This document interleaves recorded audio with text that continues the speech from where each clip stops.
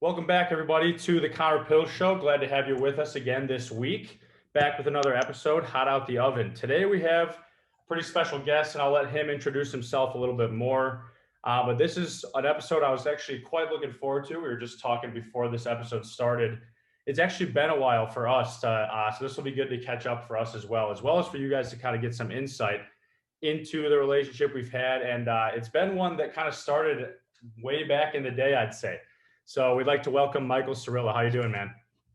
Doing great. How are you? Thanks for having me. Yeah, Absolutely, so bro. Connor and I, this is our first rodeo. We've known each other for quite some time now. It's probably 15 years, something Yeah, like it's that. gotta be at least. Yeah. So Connor and I, we were in like the Cary Youth Baseball League for the longest time doing that, and then also the basketball circuit too. And both of our parents, my mother, his father, were part of like the Cherry Commerce or something like that, I think, way Right. back when. And so yeah, he and we've been on the field a couple times. Yeah. Balling it up out there, of Yeah, course, in multiple sports. absolutely. Yeah, it's crazy Absolutely. because I feel like we kind of reconnected a few years ago, and we'll get back into that. Hmm. But yeah, like what team was it that we were on together? Do you remember, like CYB, or like was it an actual Oh like an man. all-star team or like something like that? I think I think it was either I think it was after like the end of the season, and then we did like fall ball maybe in the Oh, okay. fall. Yeah, yeah, that makes And then we did like the all-star circuit and stuff like that yeah. too. Okay. Yeah, because it was crazy. I was like, I feel like, however it was a few years ago when we like reconnected, it was like, Yeah. holy crap! Like I remember this like 15 years ago. Like Yep. Exactly. that's Yeah, it was insane, so dude. long That, ago. that is crazy. But yeah, definitely some good times back in the day with that. I saw you were at Maplewood the other day, and that was bringing back some major memories Yeah. for me. Yeah, I But had a yeah, so photo project. I was over there working on it and oh, wanted okay, to cool. capture some like the old sort of lost in time pieces down in Cary and stuff like that. And Definitely. I was like, I had to hit up the old baseball fields. I know I've been meaning to get over there and like have a home run derby or something. Like we could definitely crank some jacks Absolutely. out there for sure. Absolutely. So maybe we'll have to do that. But yeah, I guess just kind of just giving everyone a little background because I know a few of the people listening probably aren't familiar with maybe who you are. So I guess just kind of Mhm. like if you want to give a little bit of a look into who is Michael Cirillo and like kind of what you've been up to. Yeah. So I guess I'll start in high school. The reason why we kind of actually got back to connected. Um, so my mother went to Carmel. She grew up in Libertyville. And so we live out in Cary. She always wanted her kids to send her kids there. So I ended up going over there. And then I bumped into a good friend of mine who knew you through Orchestra, I think. And Oh, his that's name's right. Theo Matlin. Yeah, yeah, And yeah. he's Theo. big cello guy. Yeah, big And challenge. so that's how I think we got back connected. Because like, hey, do you know this Connor kid? He's from Cary. And I'm like, as a matter of fact, I do. Yeah. And so at Carmel, I worked with the basketball team and stuff like that. Just like a managerial position, filming videos or filming their games, running practice drills and stuff like that. Just all the grunt work and stuff behind the scenes. And then one of my good buddies who's on the team, his brother was a walk on at Xavier our senior year of high school, and it was his senior year at college. And so he got me in touch with all the personnel over there because I kind of wanted to do the same stuff for the collegiate program at the collegiate level. Sure. And so I got the job once I was on campus. A couple other friends of mine who are now really good buddies. One was a manager for Lake Forest. One was a manager for his school down in Cincinnati. And so like we all kind of got really close. And then my sophomore year, I bought myself a camera and I wanted to do more media based stuff for the program rather than just being a behind the scenes student manager, like doing laundry and stuff like that. Like it just wasn't what I wanted to do. And so I talked with our marketing personnel there and he's like, let's run with it. And so I just one of the practices, I brought my camera, started taking photos, and then it just took off from there. Yeah, dude, that's awesome. And yeah, obviously, for those of you who don't know, feel free to follow. I'll link his socials down in the description. But this man is quite the talented photographer, videographer. I know you got the vlog game going. I know you got Yeah, all that stuff. So we've definitely bonded a little bit over that too. But your talents absolutely. definitely far outweigh mine in that department. I I just like to have some fun with it. But you have actually worked for the basketball team. So I was Mhm. gonna have you get a little bit into that too, because I know that's been cool to see. Obviously, your path has shifted a little bit since then. Yeah. But I guess if you Mhm. just wanted kind of to talk about how that opportunity came to be and kind of some of the Mhm. experiences you have, because I'm sure most of the people listening probably have never worked for a collegiate NCAA Division One basketball team. So if you wanted to give some insight into that. Yeah. So, like, the whole interview process, I had, like, craft up a little bit of a resume, just kinda talk about my experiences with my high school team, what I did for them. And I also mentioned, like, I was also sort of I've always been kinda creatively inclined and had that sort of the creative eye and stuff like that, so I was really big into graphic design in high school. And so I kinda would mess around with, like, Illustrator and all the Adobe suite, making graphics and stuff, so I also brought that kinda as, uh, something to lean on for the interview, just to, like, separate Sure. me from the rest of the people they were talking to. So it ended up working out, got the job, obviously, and I honestly, once I after my freshman year of just doing the managerial stuff, I had no clue how to operate a camera except for just pressing a button. And so I Sure. kind of just bought one and just taught myself on my own, and it ended up working out. And Yeah. it took You could say we so. yeah, and it the traveling with the team was super cool. Just all the behind the scenes stuff I wanted to capture that people don't normally see. Like, the basketball fans just see what they see on TV most Right. of the time. And just being able to travel to, like, New York a couple times, all over the country, Charleston for Thanksgiving tournament. It was just unreal. No, yeah, I always I've seen some of your content from that type of stuff, like whether it be a vlog or like the Mhm. edits on Instagram. And that is just so sick. So I'm glad we could dig into that. So yeah, kind of if you I'm just curious if you had to pick like a favorite like player interaction or like a favorite memory from your time with that team, like Mhm. what would it be? I don't know if you can narrow down one. That's Yeah. kind of a loaded question, but Um, I'd say 2. So, my sophomore year, we get to live with the basketball personnel, get to live with, the incoming freshman players. And oh, okay. so, me and my buddy Avery, who was also a manager, it was him and I, and then 2 freshman basketball players, Keontae and Darterius. And that was, like, the best time ever. Just, like, living in a dorm with them, playing video games all day, going to practice, just interacting with them. And then, like, my family ended up getting close to them too. And it was just a really good experience overall with them, just the small moments and what made college so great besides going to the classes, obviously. Sure, sure, exactly. But Yeah, absolutely. I would say the second, actually, I got 2 more. My freshman year was our best team in history. Our Wow. Xavier basketball team, we won our conference outright. I have a ring somewhere for it, like our Oh, dang. conference championship ring. Um, and then we were 1 seed that year, which was really cool. And the coach, like, let us go to his house and we had a giant watch party for the selection Sunday. Oh, that's And so then that year we ended up losing round of 32 to Florida State, who was a really good team. But obviously a little earlier than we wanted to exit in that tournament. Obviously, we had the chance to win it all, but right. that was a big, great time. The conference game that we won at the end of the season, stormed the court. It was just unreal experience. And then I'd say my favorite experience was we were down in Charleston 2019. So it'll be my sophomore. No, it was junior year. Yeah. And we ended up playing UConn, and it was like super late games. It was the last game of the semifinal of the tournament. And the other game before it went into overtime. And so our game started at like 10:30. It was like supposed to be like 8 o'clock tip, but it started at 10:30. And Wow. then our game was super tight, went into double overtime. And we didn't leave the arena until like 1:30. Holy crap. But just the fact that we won it, like, it was just the most surreal experience because, like, it wasn't like it was either like a home game or away game, but, like, since it was a Right. neutral site, all the fans traveled in, so the place was packed, and it was half UConn fans, half Xavier fans. And the history with that is UConn was in the Big East a couple years ago, and then they transferred to the American Athletic because they had a football program too. Sure. But now they just got back to the Big East. So this was the year before they were going back into the Big East. And so like it really just lit up a new rivalry, and it was like just an awesome game.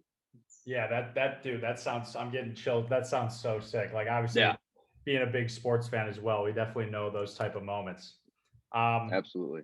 so some other sports that I feel like we kind of share a passion for, although the talent differential is quite intense in this one. You being a lot better than me. Let's talk a little bit about golf.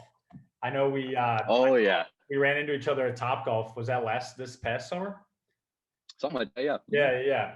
So yeah, I kind of just even because I'm curious, like, can you talk a little bit about your? I know we were like talking a little bit the other day over text or whatever, but like, can you talk a Yeah. little bit about how you got into golf, Mhm. and like kind of what your time with golf looks like now? Because I know obviously that's something we both share a love for. Yeah, absolutely.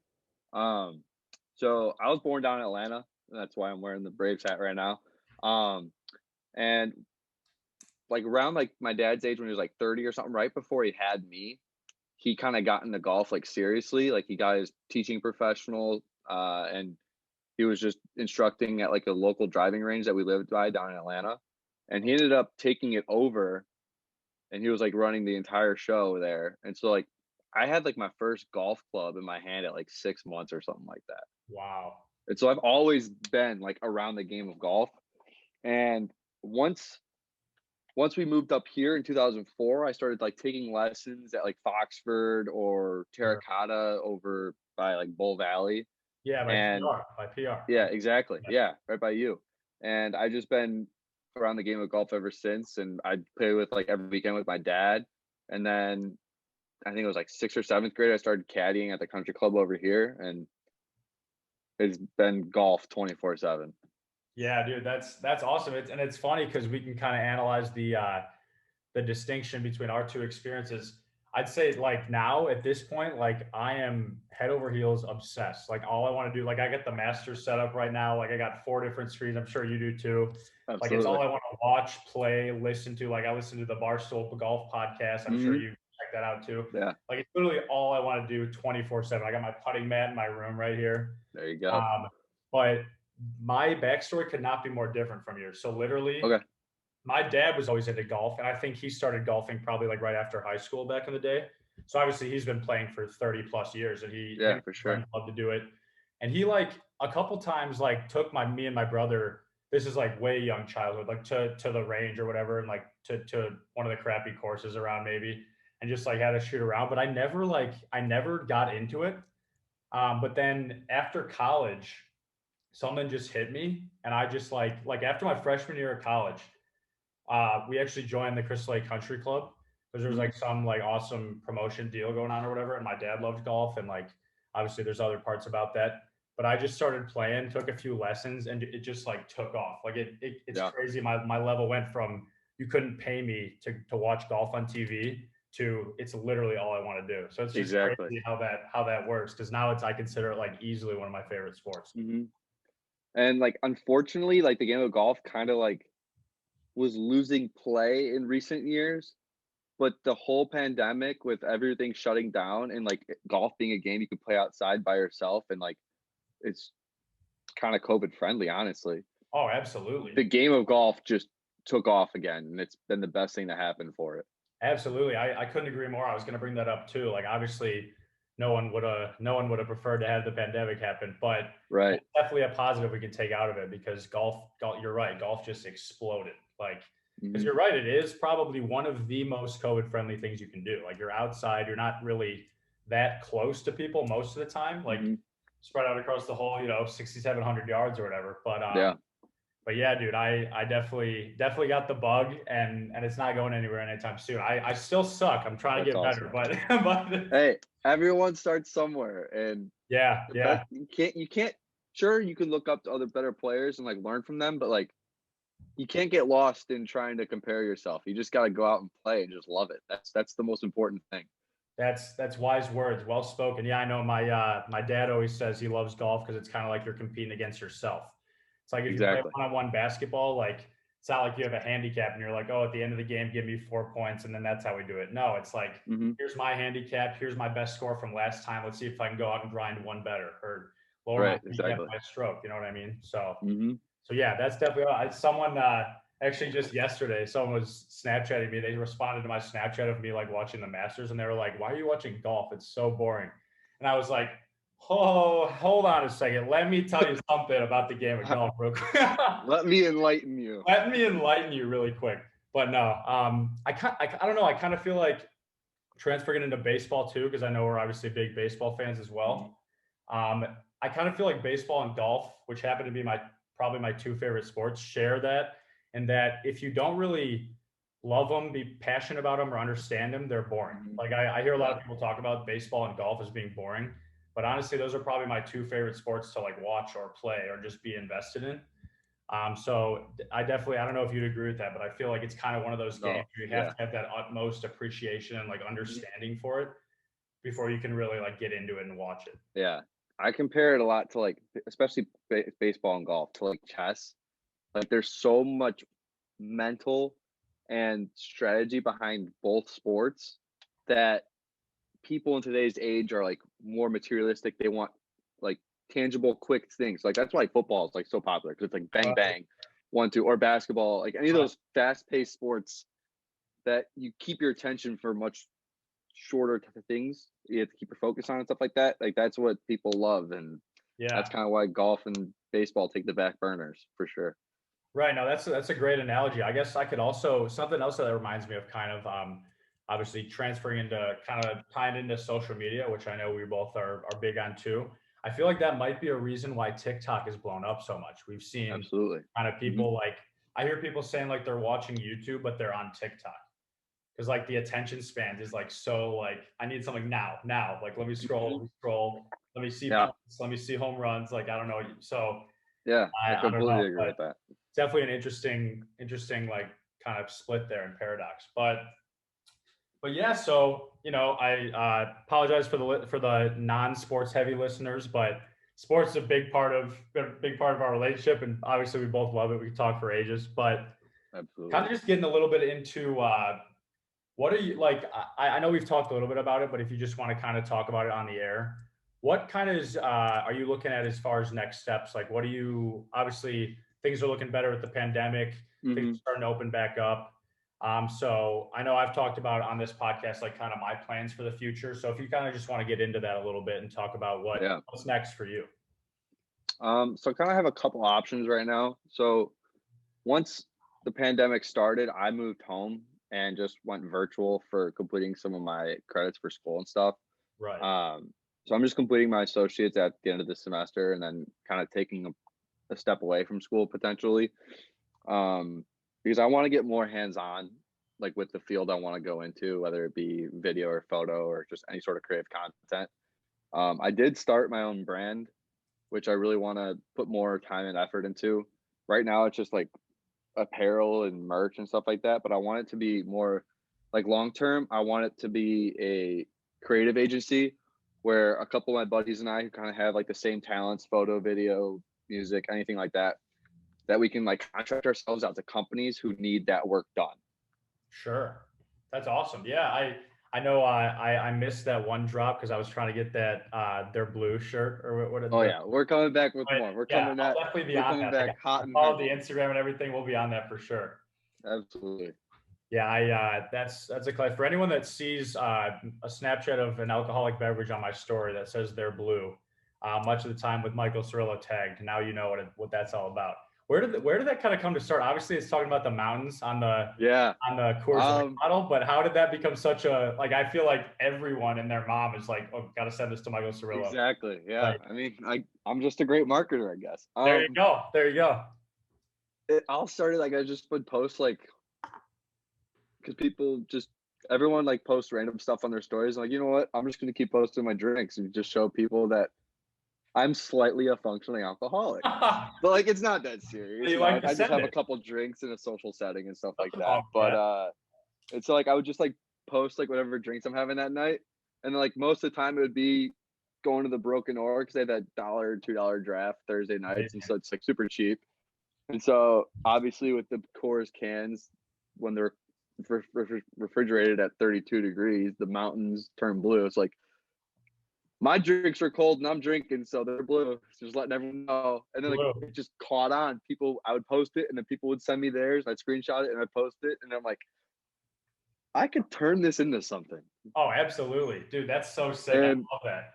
yeah, Because yeah, I mean, I feel like immediately, like before I even like this is the first time I'm hearing the backstory, but I've been sending you that stuff for probably a year now. Like I just immediately exactly. was like, Yeah, this is so sick. people Like, don't know why, but they do it. yeah. So They that's, just I want to mean, be part of the movement, and it's that's great. marketing 101 right there. That's Mhm. genius. But yeah, so that's kind of cool. Yeah, I guess that's cool to hear about what your kind of vision for your brand is and everything. So Mhm. where did you kind of have you always known you wanted to start something like that, or like when did that idea kind of come into your head and like kind of bring that to fruition from just like something you were thinking about? Yeah. Like, I'm actually going to do this. In my time down in Cincinnati, I've kind of worked with a couple companies like that, and like I just learned like their backstory, and it was like, for example, this company out of Cincinnati called Rooted Creative, and there's literally two guys. One guy played soccer, another guy like helped film him play soccer and stuff like that. And so they're like, we can make this something. And so the one guy learned how to use a camera, and then they've now have like a whole production team, and they just have clients all over the country that they work for, creating and producing content for them. Right. That dude, that is great. And that'll be cool to see. I'll definitely be a supporter of the it's called Northwest, right? Yeah, Northwest Society. Absolutely. Well, you heard it here first, folks. Get invested now while you can. Check it out. I think you guys got an Instagram going and everything. Yes, we do. Yes, I'll definitely going to link the all that moon, baby. stuff. I'll definitely link all that stuff down below. Appreciate that. Thank you. Yeah, dude, absolutely. Oh, and this is a note I made after something you said earlier, but just going back to that, I know you said like you were at Xavier 1 seed your freshman year, and you guys lost in the round of 32. I feel your pain there, man. Oh yeah. It's been a long, tough road to get over that one. I was talking about Mhm. like I feel like with the exception of like the 2016 Chicago Cubs, this is like the first time I've been so emotionally invested in a sports team. And Yeah. obviously the 2016 Cubs won, so it was just happiness. But for this, it was Exactly. like the first time I Mhm. can remember feeling like physically ill after a loss. Like I was just, Oh, oh, dude, I was good. so broken up about it. I mean, I know I screwed everyone's brackets over, but even more than that, I was just like, man, I don't even care about my bracket at this point. I just want us to do well. And the fact that it was the round Exactly. 32 to Yep. Loyola, Cam Crutwig, I literally played against in high school. So it was like just the whole thing. I was like, oh my God, like Yeah. this is bad. We had like a few people over to watch it, and it was just silence, just absolute Mhm. silence. And it was just, oh, Mhm. it was horrible. I'm getting chills thinking about it right now. It was so bad. But hey, that's March Madness. So, Exactly. and how about Yeah, Gonzaga I just associate. getting routed, right? What was that? Sorry, I cut you off. I was just gonna say, how about that championship game? That really threw me for a loop there. Yeah. I mean, we played my freshman year when we were the 1 seed. We played Baylor. They were really good, but this team they have now, and the like also last year too, but the season got cut short with the uh, COVID cancellations. Sure, That team is just like a whole powerhouse unit, dude, they're nuts and they exposed everyone they played. for sure. Yeah, and something I was kind of hearing about that, and definitely like I was kind of thinking the problem with Gonzaga may have been that they're not in like a quote unquote real conference. Like they Yeah. never. I heard one guy say they never got like punched in the mouth and humbled at all. They kind of just Mhm. like roll right through. Like not that they're not a great team, like Mhm. they were unbelievable, but the fact that they never got humbled at all, and then Baylor just came in and just took it. Yeah. I mean, Gonzaga, I think never was losing by less than like 10 points in that game. Right. So just shows you, man, March Madness, it's crazy. And now that that's Absolutely. over, we got the Masters. So we're, We we're living do. large over here. Absolutely. We do.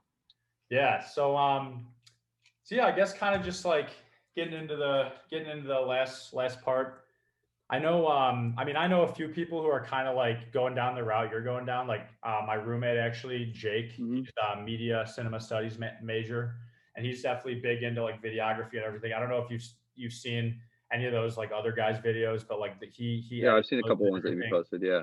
Yeah, so he's definitely big into that too. So, and just for people out there that might be looking to go down something like this, like what would be kind of obviously from someone who's had quite a resume in the field, like what do you think would be somewhere like a great place to start, or like your best piece of advice going forward? Sorry. Depending on what route, Uh, depending on like what route you want to go, either photo, video, or whatever creative, just put time aside for every single day to create one piece of content or whatever it is. Like, just have your creative juices flowing, whether it be like one photo or like a 6-second movie clip or something like that. Like, just always put time and invest into your craft each day, no matter how big or small, and just make it like a habit. And either YouTube of people doing it or whatever, like your right. specific track is you're planning to do, follow those type of people and like try and connect with them and also like see what they're doing, how they started. But literally the biggest thing is just doing it. No matter what it is, how big or little, you just got to get your feet wet. Yeah, that's well said for sure. That's great advice. It's definitely, I think a lot of people get caught up in, and even me myself at times. I don't know if you relate to this. You probably do, but you definitely sometimes get into a cycle of like, oh man, like I can't, like I gotta wait till tomorrow because like I don't have this much time today, and I gotta like make sure it's perfect and like, oh, but Hmm. then you keep like making excuses. You go for this cycle Exactly. where it's like If you you just keep gotta pushing do it. it, you're never gonna get to it. Exactly. Like even myself, like I had people, a couple of years ago when I started my YouTube channel, I had people I had never really even thought about it before. Obviously, I was always into like creative and social media and everything. And just a few people were like, "Yeah, you have a great personality for YouTube. Like you do a lot of stuff. You should start one." And I kind of just didn't even let myself be like, "Oh, I don't know." Like I kind of just went for it, and like Hmm. because it's not your job. Like you're not on a contract. Like just go Right. for it. So I think that's great advice. Just send it, as some would say. But uh, but absolutely, Absolutely. man. That's awesome. Thanks so much for coming on today. I think this was awesome. Thank It you was for great having for me. us to catch up too. Yeah. Like I always say, I like the podcast to be a way for me to learn something, the way for the guests to learn something, and for the listeners to learn something. So I think we Absolutely. hopefully checked all three off the box today. I would agree. I think we totally did. Yeah, man. Well, keep killing it. Keep hanging in there. I'm sure we'll get a few rounds going this summer. Maybe a few other rounds at the Broken Oar as well. Little different meeting there. But Love to thanks so much have you. again, man. We'll see you soon. Keep them blue, and we'll talk to you Absolutely. soon. All right, brother. Thank you for having me. Take All right. care. See you, man. Thank you guys so much for listening to this episode. Obviously, a great time. We really appreciate you guys being here. Keep supporting. Obviously, like I said, all of Michael's socials as well as mine will be linked down in the description. The weather's getting nice. We're winding down in the year here, guys. For my college students, hang in there. We're getting there. For everyone else, hang in there. We're getting the vaccines. Everything's opening up. It's going to be great. Keep washing your hands. Keep wearing a mask for now, but things should be looking better very soon. Have a good one, guys. We'll see you later. Peace.